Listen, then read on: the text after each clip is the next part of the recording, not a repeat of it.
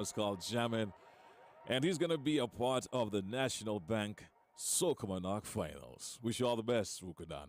We're going to take a break, and then after that, we'll be back with our conversation for this morning. Fire Talk. It's the morning show.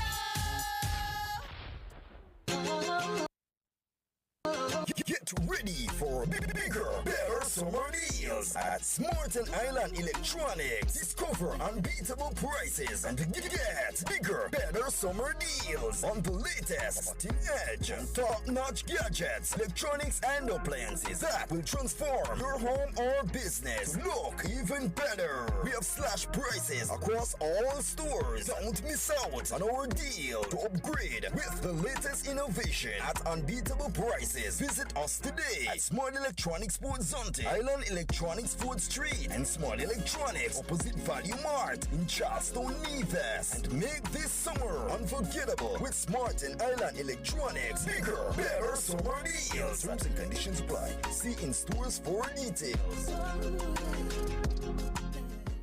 It's the morning show.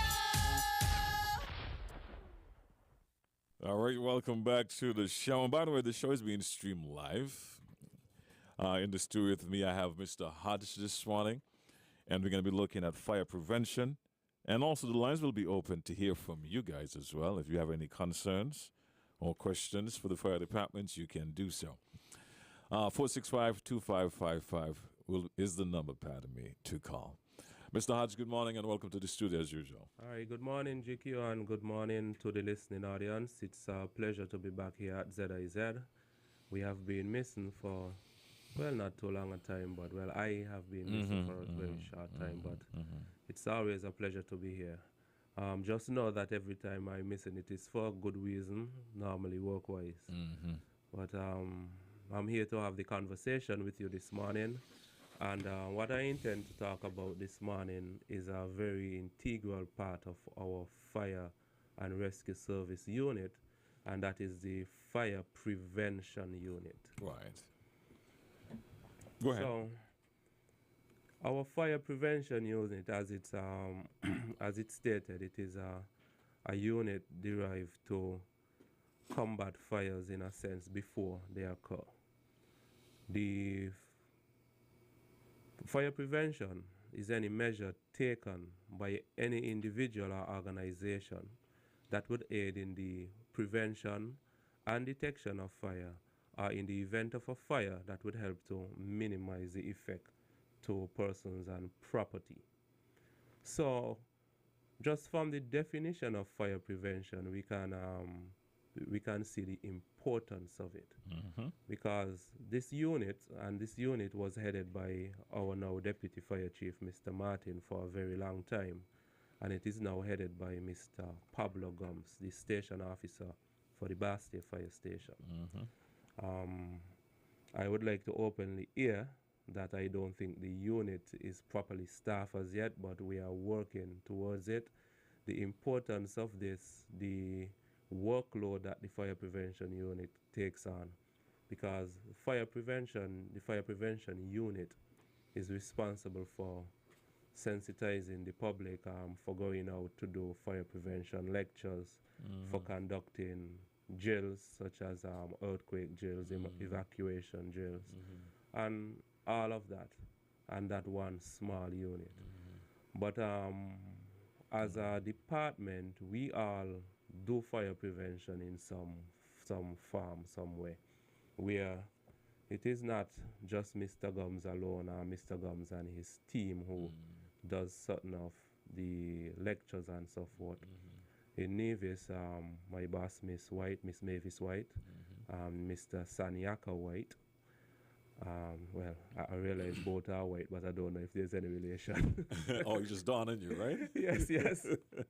Yes, I understand. they spearhead some of the fire prevention over there. And all of the shifts, the working shift, when called upon, we do our part in fire prevention. When you say fire prevention, you're talking about inspection, training, extinguisher training and stuff like that? Yes. Okay. So fire prevention as you said, it has different aspect, different types of fire prevention. The goal is to sensitize the public and make them aware of what you can, what you cannot do. What you should not do Right. in taking safety measures for the general public, for your homes, for your business, etc. So the fire prevention does inspection, fire prevention training, extinguisher training. They conduct fire drills, which I would have mentioned earlier, and assist with making evacuation plans for different entities, and they would test the plan once it is completed. Oh, that's the drill. Yes. Right. Right. So the fire inspection and code enforcement, that is a part of fire prevention as well, which is the inspecting of business buildings, public spaces, to ensure compliance with fire safety and identifying fire hazards and ensuring that corrective measures are taken. So they not only would just come and check these things, but fire prevention gives guideline and give deadlines as to when some of these measures should be corrected. And if I may say, our Fire Act, along with the Sinkis Building Code, is clamping down now on some of these irregularities, where persons should have smoke detectors, persons should have fire extinguishers located in certain areas of a business or public places, and when these are not done, then the business cannot operate, because you would have someone come to inspect, just like the health inspector goes around, and if things are not in order, they can give you a citation and close you for the time until things are corrected. So that hasn't officially passed. Someone has that authority. no, it's not officially passed, but it is something being worked at, and the building board would have recently amended some of the building acts where they must pass through the fire department for an inspection and for approval. If most of the buildings being put down now are not approved by the fire department, then you have to adjust the plan to get some of these fire prevention measures in order to have buildings approved now. Yeah, so the fire prevention also does what we call public education awareness, which is conducting fire safety education programs in school, community centers, and workplace. And this is a good time to take advantage of it, as it is still free of cost. Eventually there would be a cost to it, where for now you just make a request with the fire chief. The request is sent off to the fire prevention unit, and a time is scheduled.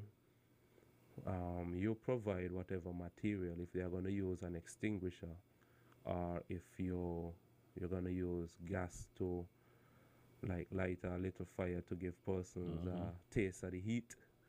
Yeah, you would provide that material, but the awareness training is free of cost from the fire department.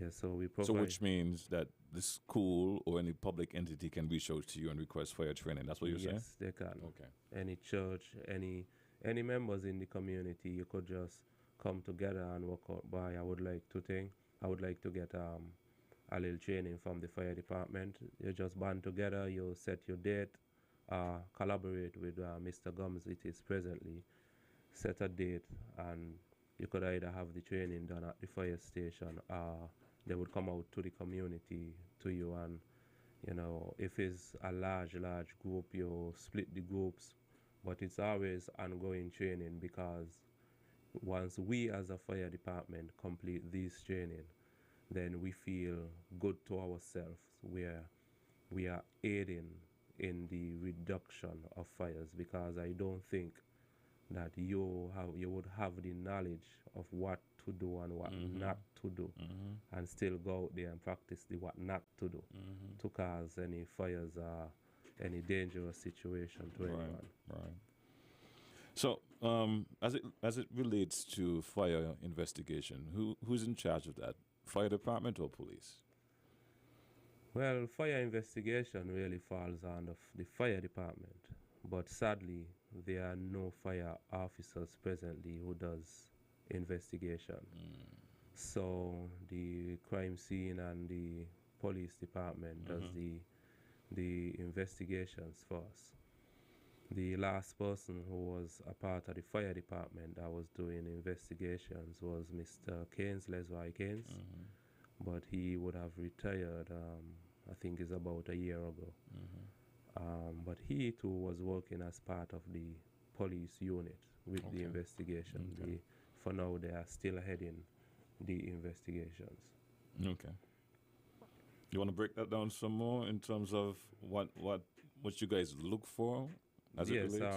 As it relates to the investigating of fires, they try to determine the cause of the fire, try to determine the origin, and by doing so, they should or would know whether or not it was accidental or whether it was a malicious act, which is known as arson. So, for instance, if you're doing the investigation and you realize, okay, I think the fire may have started from this socket, this job card which I had run under my rug, with too much load on it, and it was too hot and it catch the rug, and from the rug it start burning the curtains or anything, the little center table or so forth. Then it is accidental. The question is still lies as to whether or not the insurance would cover these, because you're supposed to know not to run a job card under the rug, or you're supposed to know not to overload it. So What I call insurance negligence? negligence, and the insurance might wonder, why I wonder if he willfully do it and things. So, but differently to that now, you might find that by the fire start from right there in the coach, and ain't got nothing in the coach to burn. And then you find that they had a broken window and somebody trying, you met a little gas buckle inside there with a little wick in it still, okay, well, that would have probably been the cause of the fire, which would have been some malicious act. So they would now try to see if they could lift fingerprints on any of these stuff to try to find the arsonist. So all of that is done by the police force, and it's a tedious task. Some persons, when they are told, after fires of such nature, where you assume that they might have been the act of arson, and you tell them, well, you can't go in there now, nobody could come in, and persons do complain. But it's just that we don't want the scene contaminated, because here is it. 7 fire officers might have responded, and then you have 5, 6 police coming to do an investigation. Once you find fingerprints of any of these, you rule them out. But then your partner went in, got this and this next one and that one next one. So who are you to rule out after, to determine, who might have been the person? The fingerprints there that should not have been. Right. Yeah, so that's the idea for limiting access. Right. So elimination process, it's easier to deal with. And then you don't want persons moving stuff around. I got you. Do we have policies and procedures here in the Federation as it relates to fire prevention? Yes, there are some policies and procedures. We had policies and procedures in the Fire Service SOP. But as I said, the Fire Service Act is presently being revamped, is being redone. And excuse me, these policies and procedures would be more backed by the cloth of the Fire Service Act once it is completed. But presently, we do have a procedure in place for the fire prevention. There are do's, there are don'ts. They work very well for us. Where where you find you need to adjust something just to tweak it a bit, it is done because for every business place, for every building, based on the size of it, based on the location of it, and other factors, you know, you cannot put exactly the same thing in place.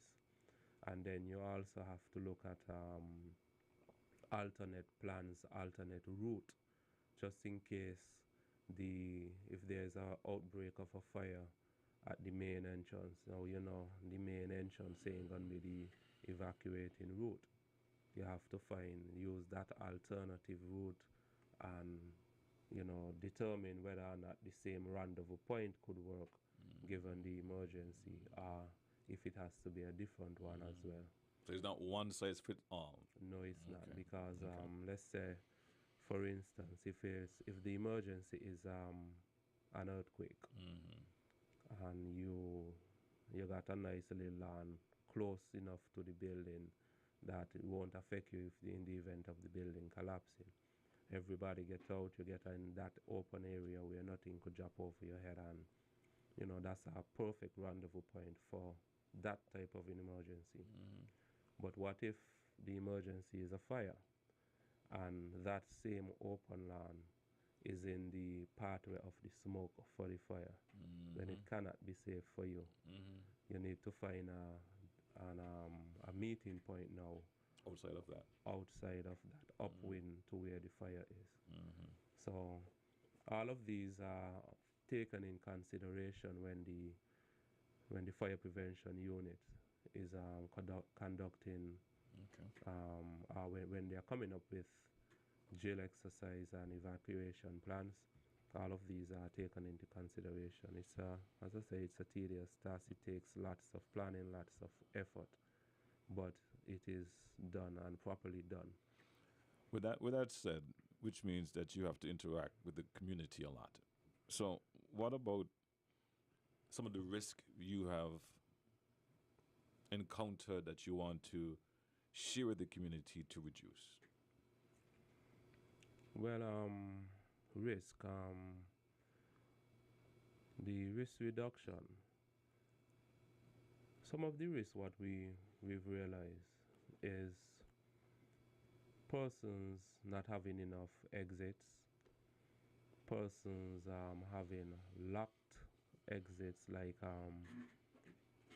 you may have a building, say it might be a school building, but because you don't want the children to move about too much, you may have a burglar bar on that main door, and it is locked. Now, in the event of the fire, if the person with the key is basically trapped away because of the smoke, then that is not acceptable at all. And it is not even acceptable to have a door locked like that.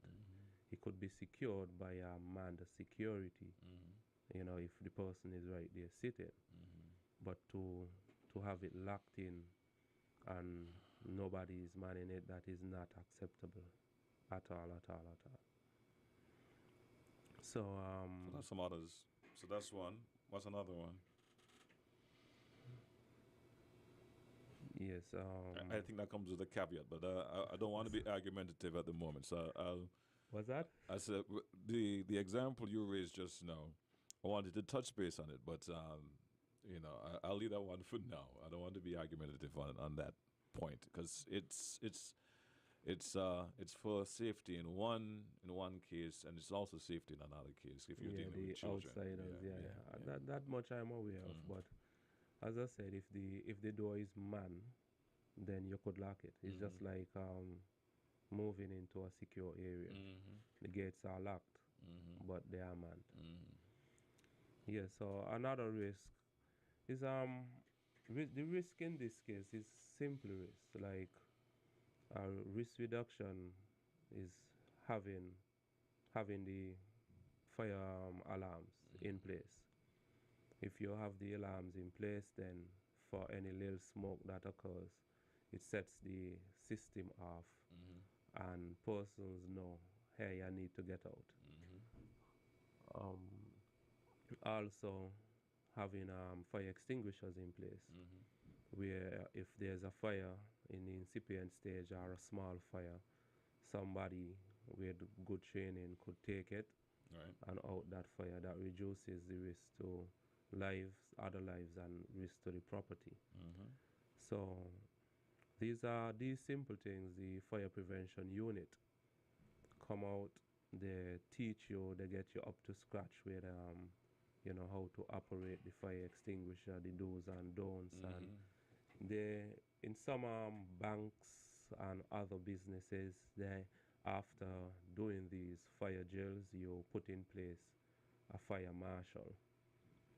That person, in the case of emergency, while everybody else might be running helter skelter, that person know by, I need to make that call to the fire department just in case nobody has made it, and they need to ensure that maybe the floor they are on is cleared of persons until the department come. So you might have one for each floor, and you know, different things that are put in place to reduce the loss of life, and all of that goes in tune with our mission statement, which is to protect and safeguard the lives and properties. Hold on a second. Let's see if this call is for us. Hi, good morning. Good morning, Mr. Lebert. How are you today? I'm good, thank you. I'm very well happy and impressed to hear that officers speak in the way in which I think is always the best and right way to go, safety. When it comes around safety, prevention of anything that is disaster, I am a part of it. I'm a trained fireman. For every business I've managed in St. Kitts, have had fire extinguisher because I asked for the fire extinguisher to be mounted on the wall. I even had gone and get training done on site when Ford was the fire chief at the time, and it was done. One time there was a fire at the Ocean Terrace, and I was managing the Fisherman's Wharf. A CPU was on fire. I had to run down the stairs in the back, all across the lawn, the street down the road to the Fisherman's Wharf, pick up a fire extinguisher from the grill, come back up there and extinguish the fire. Then I command them to put fire extinguisher in all the hallways of the hotel and the building. I am very much serious about safety. I heard the young man spoke about having a fire extinguisher in an area where there's an exit and the exit needs to be manned. There's a commercial bank in Basseterre. A fire extinguisher is in the area where customers are waiting to be at least served by the tellers. There's a security gate, metal security gate, and the gate always locked. That is suicidal, and I'm glad because I spoke about safety should be at least taught and trained and educate. I believe what he's saying, that everyone who have a business should have a fire extinguisher, whether 1, 2, 3, wherever, depends on the size of the building, and everybody who works there must be trained. This is not something new. This is something that is ongoing, and I believe what he said must be mandatory. Get it gazetted, get it become law, and every business must have fire extinguishers. So you're treading the right path, the path that I love, that I feel safe and comfortable about because I understand what you're talking about. We have to make people feel responsible. We have to let them know the safety and the security of fire and all that is natural disaster. You're doing a right thing, and I'm glad people who are listening, not just to me, what you're saying, will think about it seriously. So you have a good day, and thanks for listening. Goodbye. All right, thank you, caller. Thanks for your call. Thanks for that wonderful input. That next call. Yes, Well, finish your point, though. yeah. You basically just concrete what I was saying. As a business person, as a manager, you don't have to wait to be told. You can just go and pave the way forward. Put things in place because it is you as the persons and employees. You're there in the building, and it is for your safety. All right, let's go back to the line. Hi, good morning. You're live. Hello, GQ. Hey, Sonny boy. Hey, but who's that Deputy Commissioner Martin? Is that Mr. Martin speaking? No, that's Mr. Hodge. Oh, okay. Yeah, tell I've been trying to get in touch with my congressman about trying to get Sakers a fireboat. Oh, that'll be I'm great, still man. working on it. That'll be Yeah. great. That'll be great. Okay, we GQ, nice. Enjoying the show, okay, brother? All right, brother, and thanks for your call as usual. Anytime. All right, so that was Sonny Boy, one of our big fans here as well as at radio. Whenever he gets a chance to, he calls in and show his support. Pardon me. But I don't think you're aware of it. We had a program prior to this one when they were talking about getting a fireboat. That is what he's making reference to. I see the question mark on your face when he said he spoke to his congressman in terms of getting a fireboat here to the Federation. That'll be great, Sonny Boy. That'll be great. That'll be great. That'll be great. As it relates to, we have just about 5 more minutes. And once again, the lines are open 465-2555, 718-577-2916. If you have a concern or a question you would like to get across this morning. On that note, let's take this call. Good morning, you're live. Yes, good morning. The good program. But hopefully, All right. We seem to have lost some. You're welcome to call back. I believe that's Costello. It sounded like her, Costello. As it relates to what the last, well, not the last caller, 2 callers, two calls ago or 3 calls ago, the gentleman who spoke of his tenure as a fireman and his experience down at Fisherman Wharf. How do you go about making sure businesses are fire prepared? Well, to do this, what we do, we go out and what Mr. Martin was doing in his time being in charge of fire prevention, he would have stopped waiting for persons to call at a time, you know. Sometimes the unit is overwhelmed, but other times you have a downtime, and in his downtime, what he did was walk around, check the businesses, and go into them. Tell them, okay, I'll be here at this time to conduct fire safety with your staff. And in that way, you don't wait for them to reach out to you. You reach out to them, and you're making a safer community, because if you have a business place and adjacent to you there is another, you have everything in place. Fire safety, you got little extinguishers, and you might have the alarm system. Everything is in place at your business, but your brother house has none. And God forbid that house catch a fire. Yep. Because of the close proximity to yours, what is stopping it from catching yours? So we have to be our brother's keeper. We have to ensure that, you know, everybody gets in line with fire prevention to make sure for a safer community. Because I was told of some time back where the whole block in Bastille would have burnt out because of the close proximities of the buildings. So the fire just kept jumping from one building to a next and a next until it consumed a block. And that is highly possible. But that is something that we don't want to happen again. We, in terms of fire prevention, we want to ensure that, hey, if this is to happen, we could stop it right here, so we don't have that catastrophe to deal with. So that is the goal of the fire department, to make a safer place, a safer community, a safer St. Kitts and Nevis for all. Ms. Dodge, I want to thank you for being here this morning. Any final words from you as we wrap up? Well, again, thank you, GQ. It was a pleasure being here. I do apologize for my absence again, and I look forward to the show. Today was a lovely show. It's good to see your phone system is back up and running. Yes. Amen. Hallelujah. yes. Yeah, so it was a pleasure. Until next week.